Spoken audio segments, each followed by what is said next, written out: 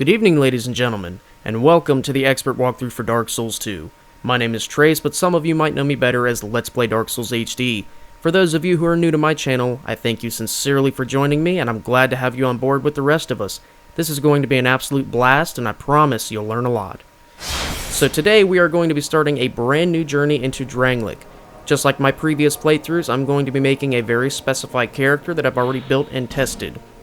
This may come as a disappointment to some of you, but it's not going to be a Calamity 2.0. This is actually a new build that I've been messing around on, and I call him the Rock Samurai. He's an absolute monster. And yes, just like my previous playthroughs, I am going to include a tribute PvP montage at the end for the finished character of the playthrough. It's going to be awesome, I cannot wait a moment longer, so let's just jump right in.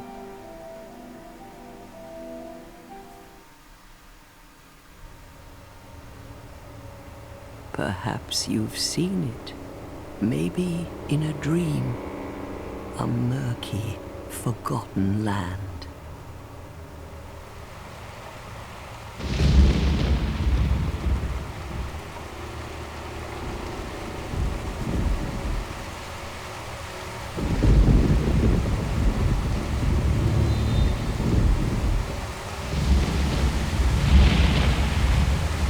A place where souls may mend your ailing mind.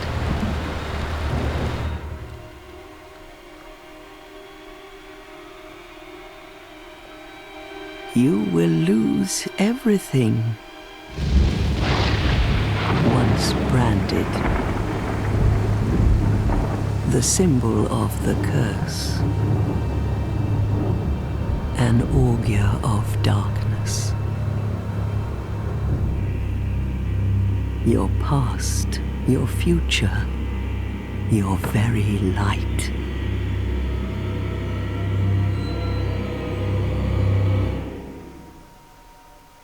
None will have meaning, and you won't even care. By then, you'll be something other than human. A thing that feeds on souls, a hollow.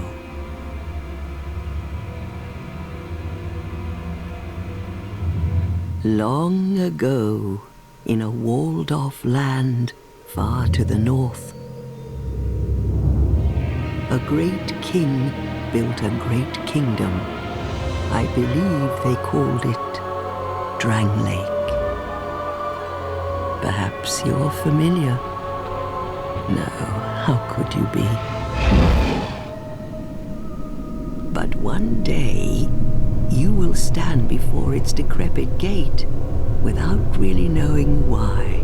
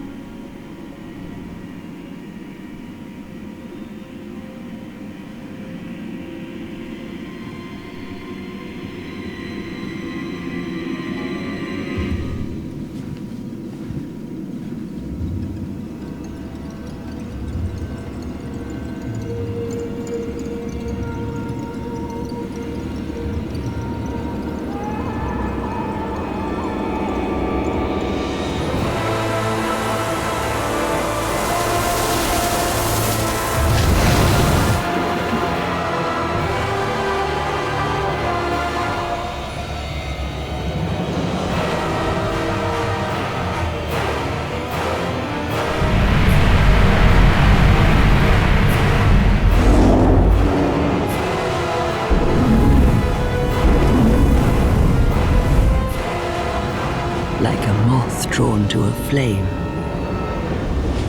your wings will burn in anguish, time after time.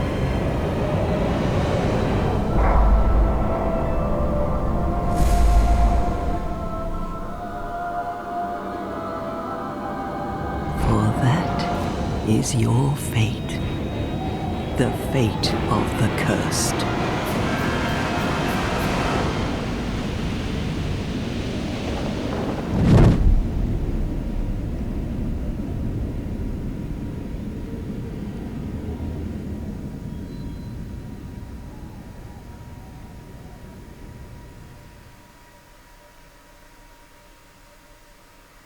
Alright, that was a pretty intense cutscene.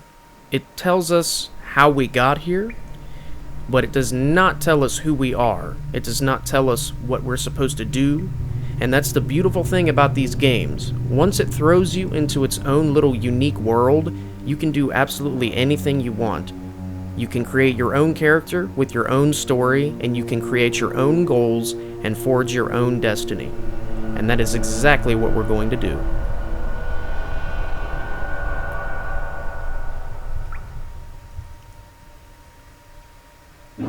And so the journey begins at Things Betwixt. You probably already guessed it by now, but our current objective is to go find the source of this brilliant light that is pouring in through the sky ahead of us. So we're going to go ahead and make our way towards that. There is nothing in this initial area. I mean, I checked myself as well the first time I played this game. I looked behind all these pillars to see if I could find an item, because, I mean, that's just what you do in a Souls game. But I can tell you now, there's absolutely nothing in this initial area. In the second area, however, these little dogs that are running around here, they are not hostile. You can lock onto them, but I do not suggest attacking them. They're actually really chill, and they don't mean you any harm. The bones and stuff, the piles of bones, these are just to scare you. You're not going to end up like that unless you initially attack one of them, which I don't recommend.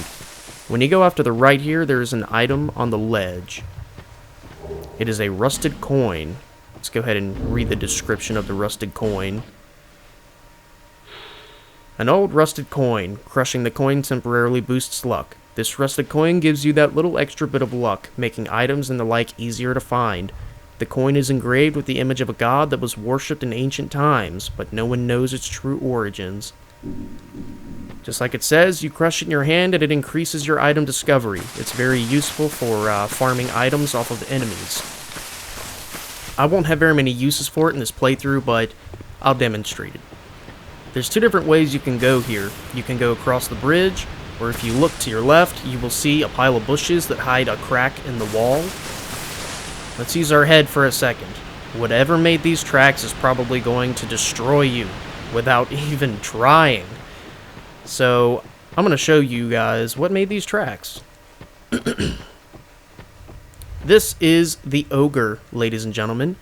It is your first incredibly formidable foe in Dark Souls 2, and I do not recommend fighting him. For obvious reasons. All we can do is punch, and it's not going to do a damn thing to him. However, he is guarding a little item over there that you can see.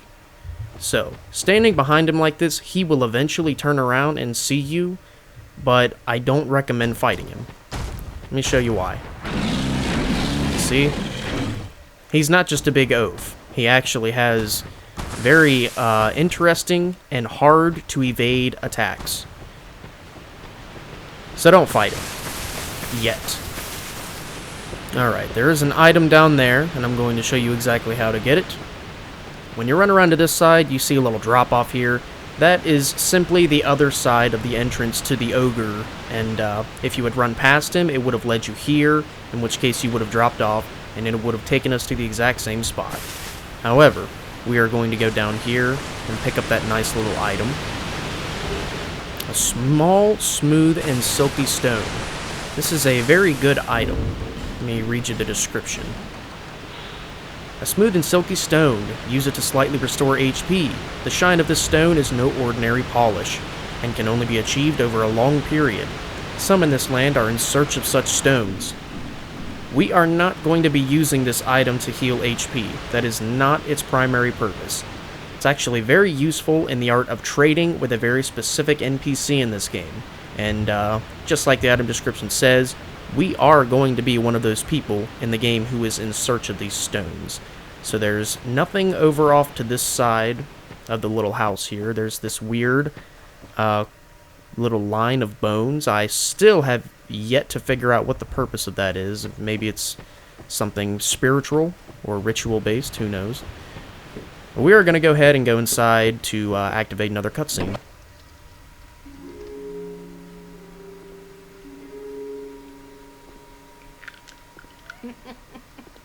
What seems to be the ruckus? Oh my, your face. The face of the curse. It's an undead. An undead has come to play. They all end up here. All the ones like you. You spoke to that kind old dear, didn't you?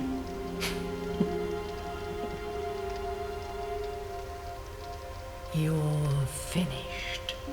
You'll go hollow. Yes, you'll become one of them. Hollows prey upon men, feast upon their souls. This is the fate of the cursed.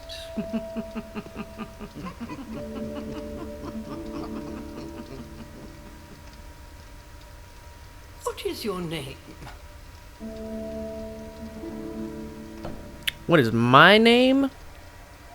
I am the Rock Samurai. That's who I am. Okay.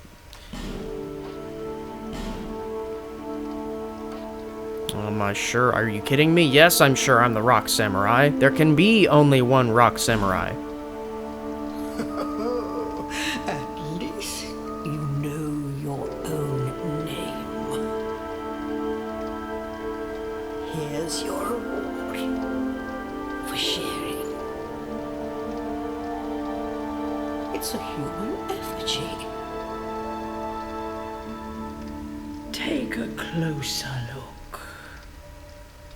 Who do you think it's supposed to be? Think back, deep into your past. Yes, it's an effigy of you.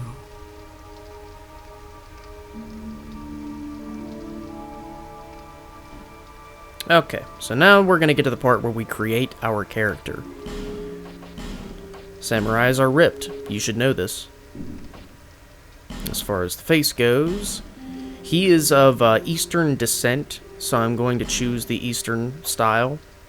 For his hair, he's going to look like this. He's going to have black hair. And let's see, this is the first Souls game where you can have a beard, which is really cool. We're just gonna give him like a mild samurai goatee. It's gonna be awesome. As far as his eyes, let's see, we'll go with something like, we'll just give him dark eyes. This character has a very dark past, so we're going to fit him physically with his intentions. Now, as far as the advanced settings go, I'm not interested in any of this because, I mean, I want my character to look a certain way because I like to roleplay. However, he's not going to be shown through the majority of the playthrough. The armor set that I've chosen for this character covers all of him, so I can't even see what he looks like, so it really doesn't matter. Now, the class that I'm going to choose for this playthrough is the Bandit. He starts out with excellent dexterity and a good amount of health, and he's got other high miscellaneous stats that are going to play into the build for my character. And he also starts with ranged equipment. He has a short bow with arrows, which I like, so I'm going to go with him. Now for the gift, I highly recommend you go with the healing wares if this is your first time playing Dark Souls 2, because this will help you a lot. It will make a huge difference in the beginning of your playthrough. But I'm going to go with Petrified Something because you can trade it right in the beginning of the game, and hopefully I'll get something good for it. And that's just about it. All people come here for the same reason. To break the curse. You're no different, I should think. Doesn't stand a chance. Well, you never know.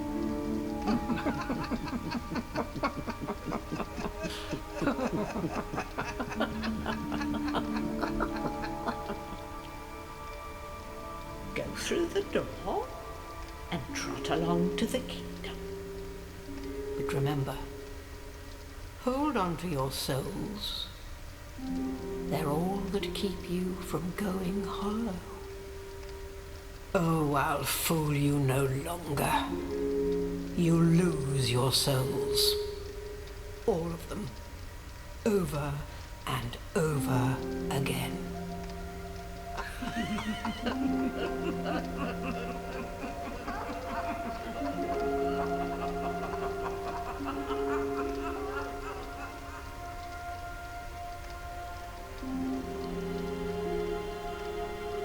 Alright, these old grannies think they're the shit. It's kind of funny. If you want to know the backstory with these old women, you just talk to this lady right here. Her name is Millibeth. We're going to go ahead and exhaust her dialogue real quick. This is a limbo. A link between Drangleic and the outer world. Fair traveller, I know that you must have a story. Why else would you visit such a place?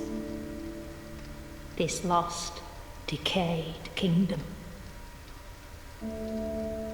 My name is Millibeth. The old women were once fire keepers. I am here to look after them. It is what my mother did, and her mother before her, and so on. The old women were keepers of the fire.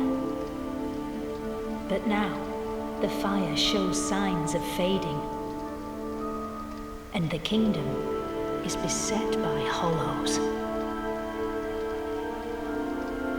The old women are sisters. I am told there was a fourth. Long ago, fire keepers were commonplace. But now they are lost, scattered to the winds. The old women, but now... Okay, that's all she has to say. So, these old ladies are fire keepers, and she said that there was a fourth. You guessed it, the fourth is indeed the one who was talking to us in the cutscene. So, before you leave the house, make sure you run upstairs, because there's a chest up here with something that you definitely want inside of it. A human effigy. Let's check it out. A warm, soft, shadow-like effigy. Use this item to reverse hollowing. It also weakens the links to other worlds, preventing invasions and most cooperation. Peer closely at an effigy and one begins to perceive a human form, but whose form it takes depends on the person looking. Interesting. Okay, so they told us to go this way. And in here you will find your first bonfire. These stones are just tutorial pieces, they just tell you what to do. It says bonfires are places of respite, you may also light torches on them. Okay, so we're gonna light the bonfire. You don't have to rest at a bonfire to make it your checkpoint, you can just light it. So every time you light a bonfire or rest at it, you will go back to that particular bonfire every time you die. So there's an item right here, but we can't pick it up, because this stupid wheelbarrow is in the way. 3 good smacks will get it out of the way for you. We got a Soul of a Lost Undead and a torch. Now, the Soul of a Lost Undead, it's a small currency item. It says used to acquire souls. It's, the soul is the source of all life, and even in undeath or hollowing, the mind seeks souls. And we do. Souls are currency in this game. We need souls to level up, we need souls to buy equipment, we need souls to do just about everything in this game. So the tutorial takes place down this road, but we are not going to go there just yet. We're going to go back, and I'm going to show you how to take down the ogre. And even if this is your first time playing the game, don't worry, this is going to be a lot easier than you think. The ogre is a formidable foe, but you can beat him in the beginning of the game. It just takes a little bit of practice, and it takes really good timing. So when fighting the ogre, two-hand your weapon. When you get behind him, he will, the ogre, yeah, as you can see, he sounds very angry when he attacks. He doesn't leave himself open very often, like even just after those swings, he leaves himself open for just a second. That's his grab attack. It's an instant death, so don't get hit by it.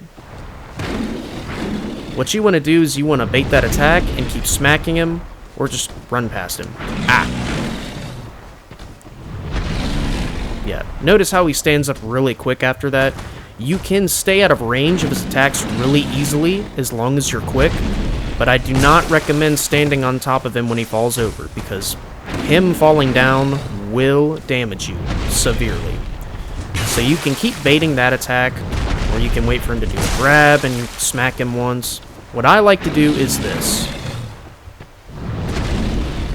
And get behind him, bait him to sit down. Hit him once, bait him to sit down, hit him once. Now you just need to get away, so you can bait him to fall over again, like that. When he falls over, run behind him as fast as you can. Now that sit down attack, it will hurt you, so you need to be careful.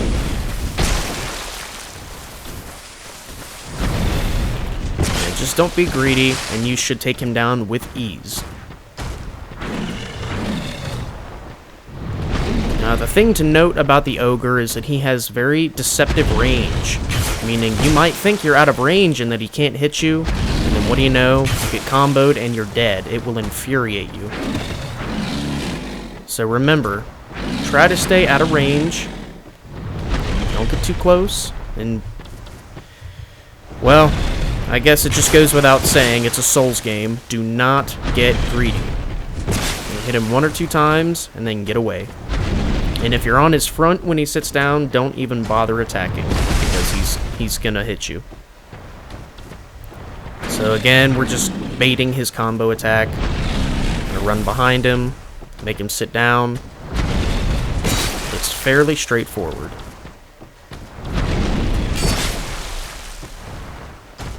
And once he gets his butt to a wall, that's when you want to reposition yourself. So this should be the last time that we have to do it.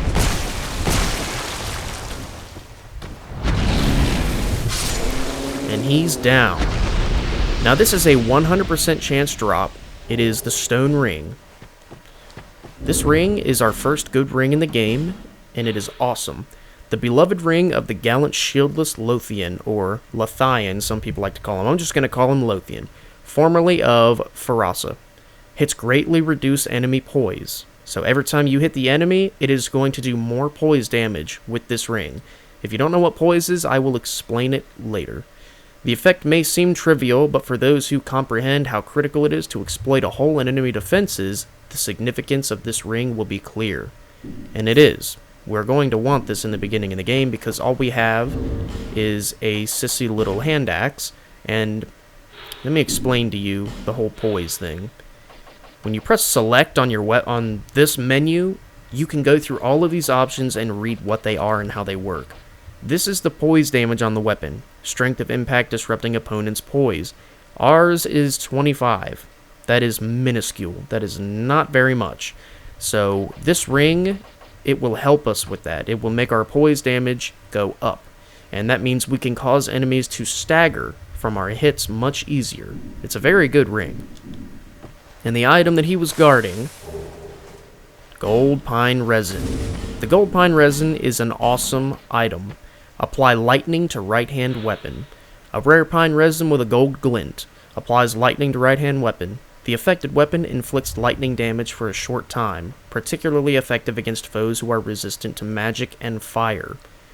So, with that being said, we can add a significant amount of lightning damage to our hand axe at any point in time, but only once. So I'm going to save that for a choice opportunity where we're fighting something that is particularly difficult. Now that there's nothing left for us to do here, we can run past here. What I'm going to explain first is that this particular firekeeper right here that is sitting next to the little plate with the wooden spoon, she can reset your stats as many times as you want with the use of one item called a soul vessel. You do have to give her one soul vessel for every time you reset your character's stats. We don't have one of those at the moment, and I don't think I'm going to have to use one in this playthrough. Hopefully I won't have to, as long as I don't mess up. And if you want to experiment with different builds, this is the game's way of telling you that you don't have to make a brand new character. You can just reset your stats with the soul vessel if you come to this firekeeper, and she will take all of your stats back down to base. Meaning all of the stats that you see on me right now, from any point in the game, when I start leveling up my stats, if I bring a soul vessel to her, she will bring all of my stats back to exactly what you see right now. and I can re-level them however I want. So, she's very useful. Whatever you do, don't kill her. And Millibeth here, she's going to have a nice little prize for us after we complete the tutorial. So don't forget to go back and talk to her. I'm going to rest at this bonfire just for the sake of resting at it. And now it is time to actually go do the tutorial, which is incredibly easy. There are these series of fog gates here, and we're going to go through each of them. It doesn't take very long.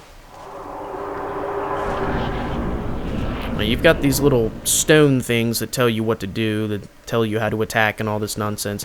I don't need to know any of this, so I'm just going to show you how to steamroll the tutorial real quick. And these guys all die super easily. Now these things, you can light these with a torch. There's really no purpose to it other than to illuminate the area, but I'm not really worried about it. There's an ambush right here. I mean, this guy, if you went running in that direction, you would not see him run up behind you and he would attack you, so keep your eyes peeled for ambushes. Alright, now over here, yes, you can see more ogres down there. I will show you how to beat them as well. You got this guy right here. This guy, you can make as much noise as you want, and he won't turn around. You're supposed to practice backstabbing on this guy. As you can see, the backstab does a lot of damage. Alright. When we go up here, I think we're going to get a dagger, if I remember correctly.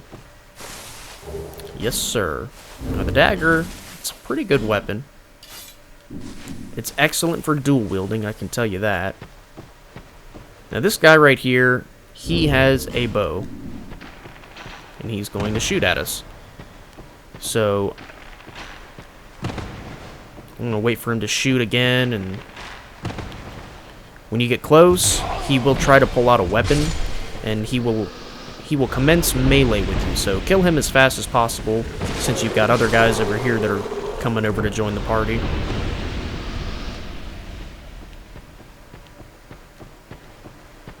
Alright. That little instance right there is just a good way. That's the game's way of telling you that you definitely want to take out ranged people before the melee fighters get within your range, because the only thing worse than dealing with someone shooting arrows at you is dealing with someone shooting arrows at you while you've got another person who is trying to hit you with their sword. Now this part, you can do it two different ways. You can pull this guy into the hallway away from the archer and take him out, or you can just run past him since he's a slowpoke and take out the archer like that. Alright. Now, as you can see, all of these guys, they're essentially wearing the clothes that we started with, which is called the imported gear. And, yeah, they're just, I guess they're typical undead, like we are, for the sake of the tutorial. Alright. Now, there's something very easy to miss over here. You would essentially look down there and say, oh, I'm probably supposed to go down there. But if you go over here, there is a nice little ladder right here that creates a shortcut.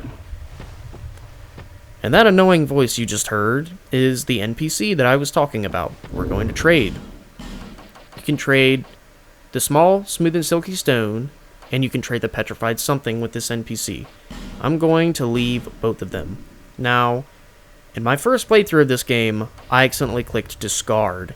If you're trying to drop an item for another player, or for this bird nest right here, do not hit discard, because it will delete the item from your inventory. You want to select leave. Alright, let's see what we got.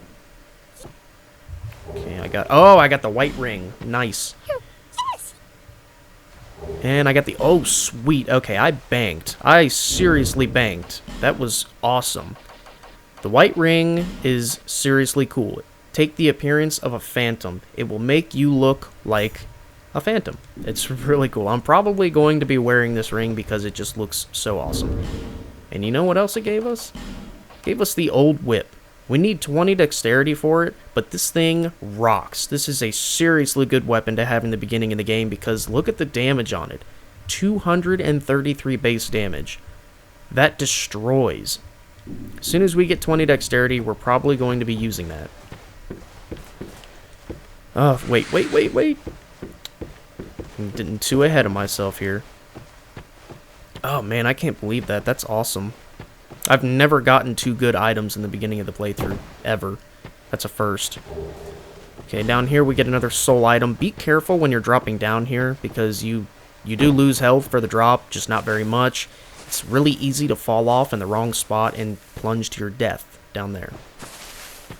So, we just went through that one, and we came out up there. So now it's time to go through this one.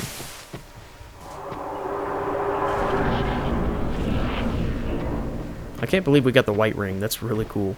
Now, I don't have a shield, and you see that guy down there. He's activating melee as well. We take this guy out, and now we've got this guy coming at us. I'm going to show you guys something really cool.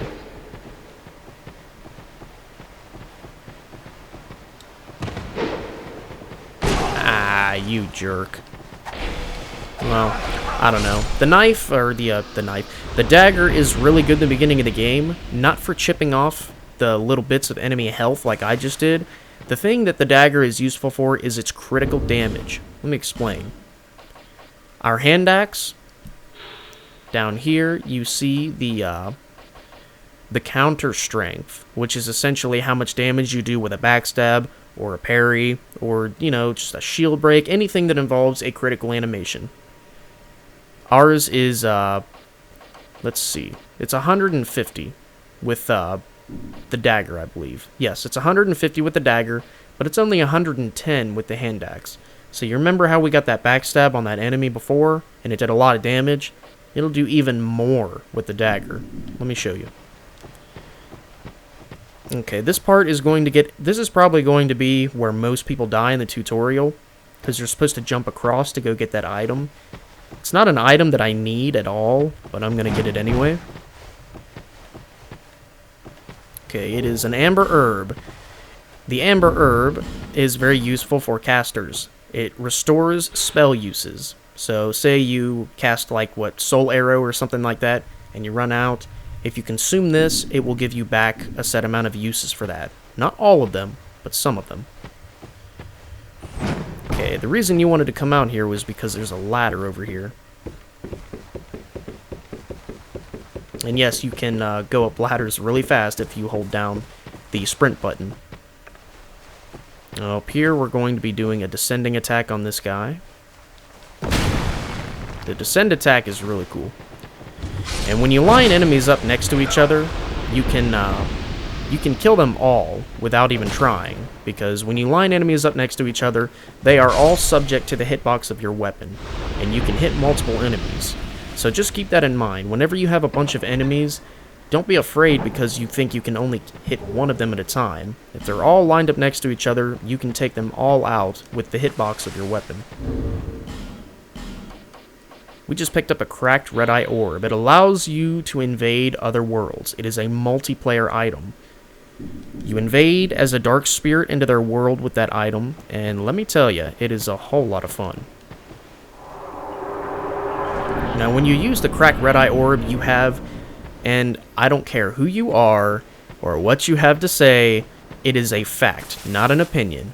When you invade with the cracked red-eye orb, you, like literally, by default, have the lowest chances of victory, because you cannot use consumable items, you cannot heal.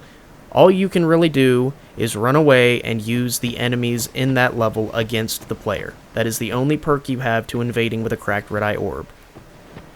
So, just think about that before you go invading. As long as you know what you're doing, it should be just fine. But you cannot heal or use consumables, so you're going to have to think about that before you go plunging into someone's world ready to kick their ass. Now this right here, wait until he shoots first, and then knock it down, because he will shoot you while you're kicking it down. Just wait till it's down, sprint across to get to him.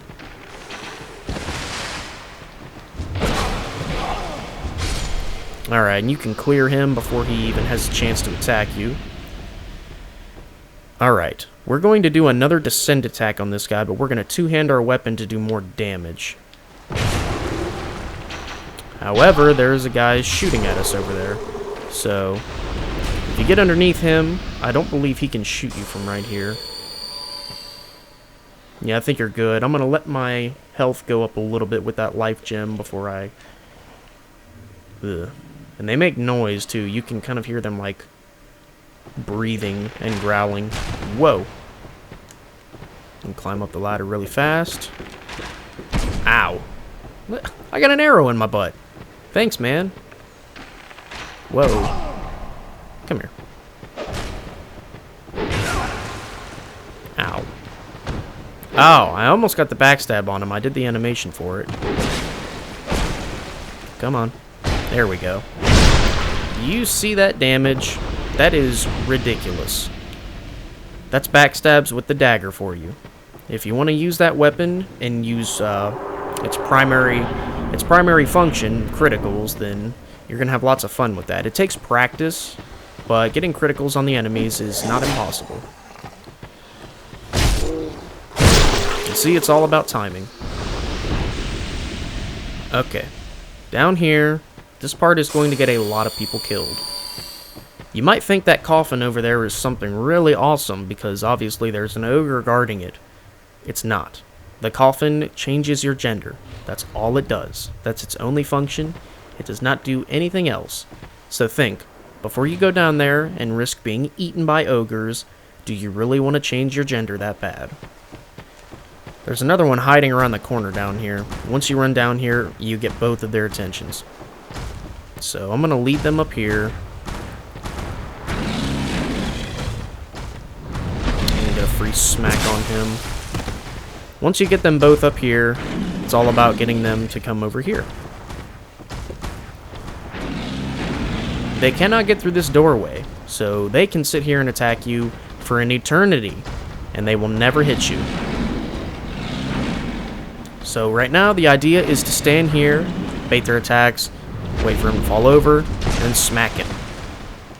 Now be careful with how far you roll back after you get away from them, because you will fall off that ledge.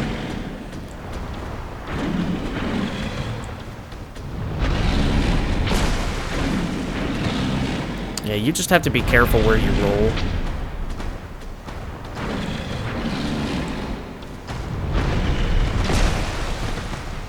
Yeah, notice how I almost fell right there? You have to be careful. Because, I mean, it doesn't make them walk away or anything. It's just, it sucks when you're sitting here fighting these guys and you fall off the ledge. You have to run back around, go up the ladder. Watch out for the grab attack.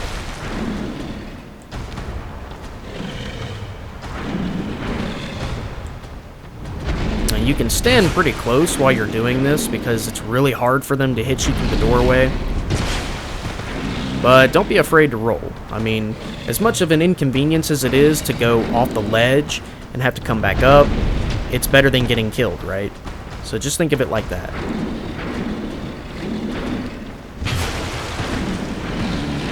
Ow. Did not mean to do that. Here we go. Now, you have to keep in mind that once you start attacking the one that falls over, the other one is going to start attacking you immediately, so you do have to roll away. Now, try not to attack him after that combo. Try to hold back your urge to smack them with your weapon until they fall over like this. Come on. That's not a good opportunity to attack since the other one's still in the way. Come on. Come on. I'm right here. Come on. No, not that. I need you to do the other one. There we go. And I recommend two-handing your weapon to speed up the process. I probably should have been doing that the whole time, but I was a little distracted. Come on. Once you kill one, the process is very heavily sped up because you can go out there and you can fight the other one one-on-one without having to rely on this method. And sometimes you miss like an idiot.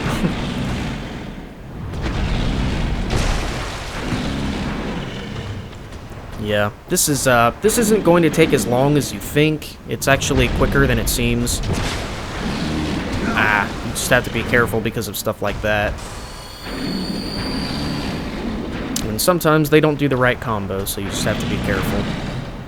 There we go. And sometimes you miss like that. It's weird. That's it. Come on. I don't even know how I missed. It's kind of weird. The hitbox messes up sometimes. I can't really explain it.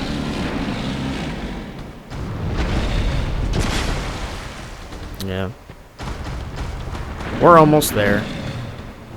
It really helps when they don't switch places and only one of them attacks you, because that way you don't have to nip away at, like, 2 different health bars.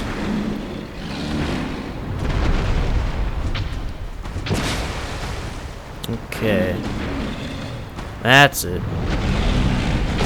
Now hopefully this one will stay in the doorway, and I won't have to worry about trying to take down the other one's health bar. Because for best results, you want to try and make sure that only one of them stays in the doorway. See, now they're switching places, and it's going to get a little bit lengthier.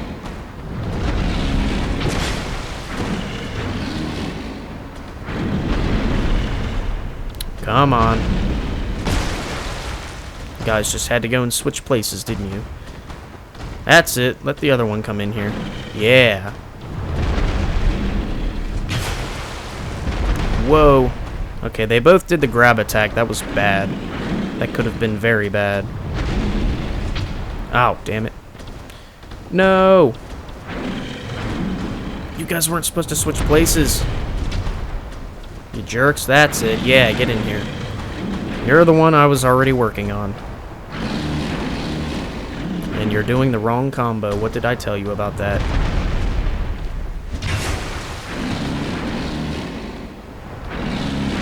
That's it. Now notice how the other one doesn't waste any time attacking you while you're attacking the other one. So you do have to be careful. You have to time your roll correctly and make sure that you don't end up comboed.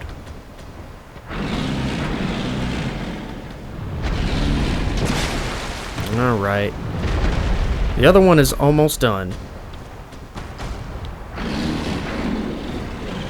Now I know it looks like I'm standing dangerously close, but because of the hallway, the hitbox that they have is reduced greatly, so you can be a little bit brave here. You just have to watch out for that.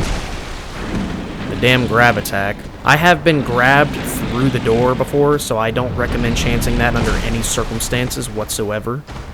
So if you see them do the grab attack, don't be brave, because it's a one-hit kill. Come on. I'm sorry to make you guys sit through this. It's just, it works better when only one of them is in the hallway at a time, because now I have to bring both of their health bars down, and it's taking twice as long. Ow, that sucked. Come on. Okay, yeah, that's the one that's almost dead. We want him to stay in the doorway.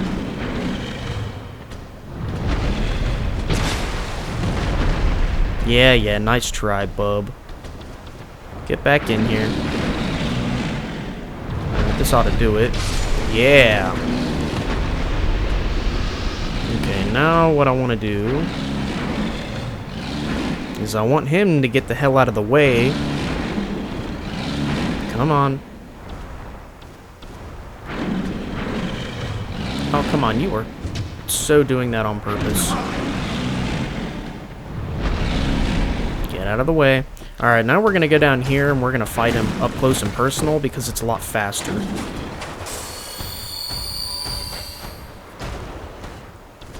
Get down here. And they're not afraid of heights, which is good, because if I had to wait for his AI pathfinding to get all the way down that little slope right there, that would have been annoying. Come on. Oh, shit. Come on. That's it. Okay, now it's time to do ogre fighting tips right from the beginning of the game. Wait till he sits down and just hack away. Okay. Now, I know that took an eternity, but it's very worth it, because they're 1,000 souls apiece. That's 2,000 souls you didn't have, and 2,000 souls is a lot. So when you jump inside this coffin, it will change you from a male to a female, or a female to a male, vice versa. So that's all you really need to know about that. Okay, time to go this way, where we get a nice little shortcut.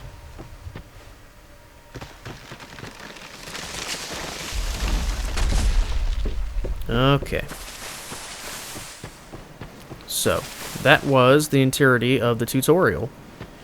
We have finally found the source of the light that has been beckoning us since the beginning of this game. We're finally here.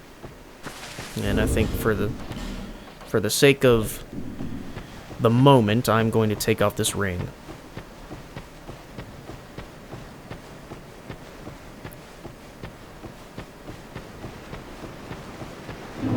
And here we are, Majula. This is officially our new hub. It's going to be our new home area where we are safe from all danger.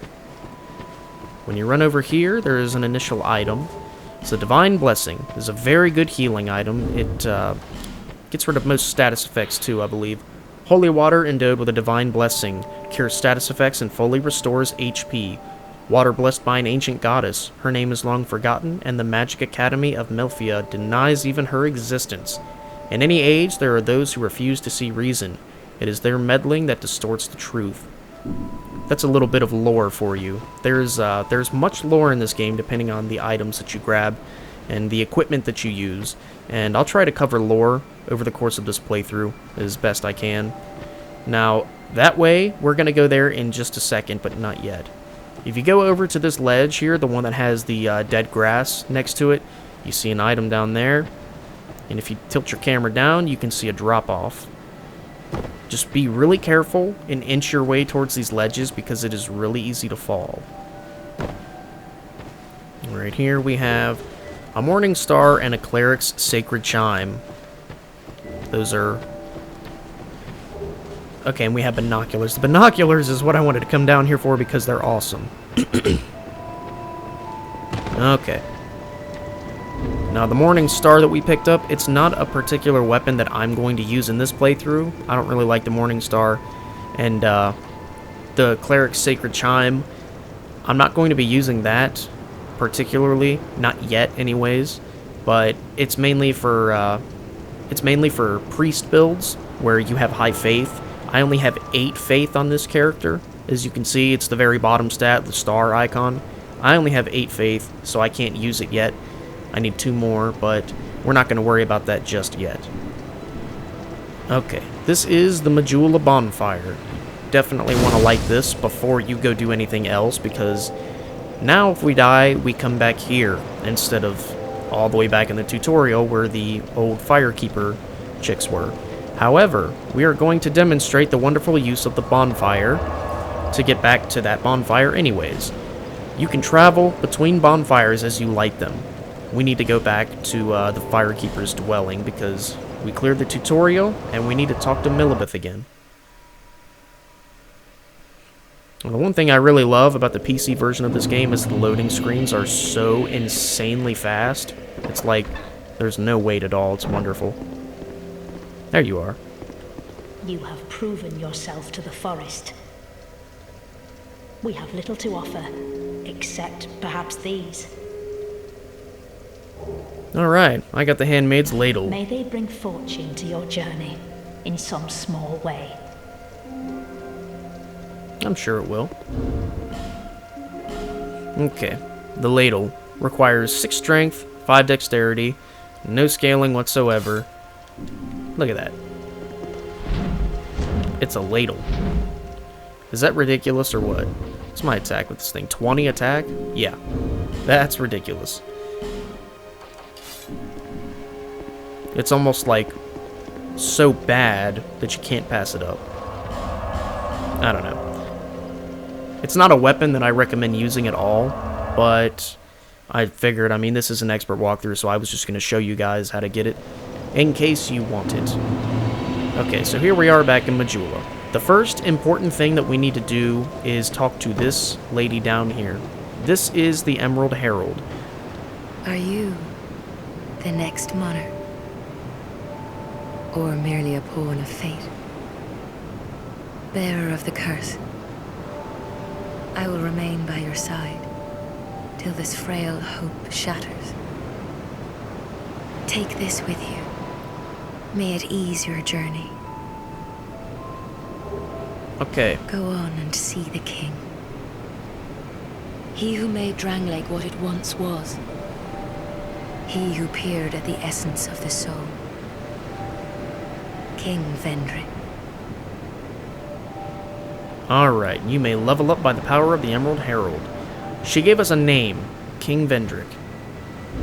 He is officially going to be our target goal for this first part of the playthrough, anyways. Alright, she gave us the Estus Flask. I highly recommend you put that in your first item slot as soon as you get it.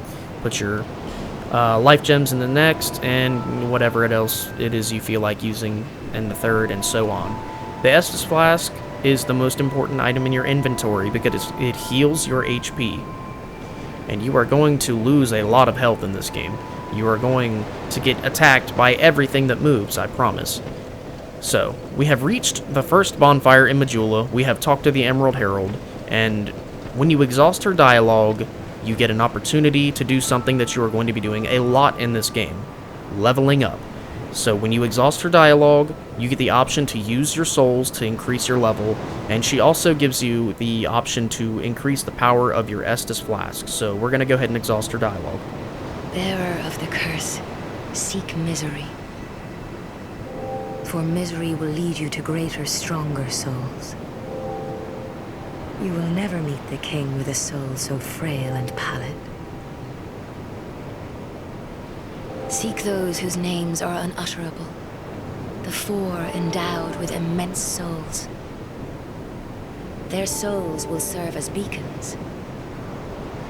Once you have found them, return here to me, so that hope will not fade away. Bearer of the curse, seek souls, larger, more powerful souls. Seek the king. That is the only way.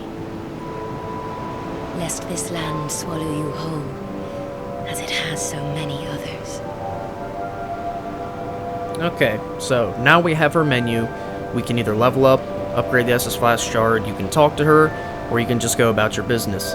So, she essentially told us our goal. We have to go seek larger, more powerful souls, meaning we have to fight our way through every level and reach different bosses, and we have to bring her the power of those souls so we can level up and eventually have a powerful enough soul to stand up to the king. And that's exactly what our current goal is. I'm not going to do anything with her right now, but we have officially completed the tutorial, we have reached the Majula bonfire, we have talked to the Emerald Herald and gotten the option to level up and increase our Estus Flask shards, and that concludes the first part of the expert walkthrough for Dark Souls. I have been your favorite host, Let's Play Dark Souls HD. Thank you guys so much for watching, and as always, I will see you all next time. Later.